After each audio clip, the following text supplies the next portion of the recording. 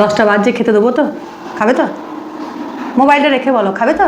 শুধু পাচ্ছ না? হ্যাঁ হ্যাঁ দাও দাও। দেবো? হ্যাঁ, একদম শিওর খেতে দেবো তো?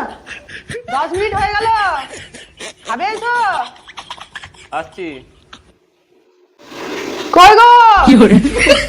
খাবার নিয়ে 40 মিনিট বসে আছি। কই? আসছি আসছি, আর 5 মিনিট।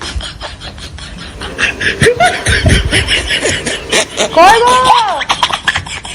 2000 years later. 1 ঘন্টা হয়ে গেল, 1 ঘন্টা খাবার বেড়ে বসে আছি, ঘুম পাচ্ছে আমার। তুমি খাবে? তুমি খাবে? আসছি আসছি, আর 5 মিনিট দাঁড়াও, খেলা হয়ে গেছে। আচ্ছা ঠিক আছে, আমি আর 10 মিনিট দেখবো, তারপর কিন্তু আমি আর শুয়ে পড়বো, কিন্তু বলছি ভালো লাগছে না। তাড়াতাড়ি আসবে। কই গো? 1 ঘন্টা হয়ে গেল, 11টা বাজছে, খাবে এসো? আসছি, আর 2 মিনিট।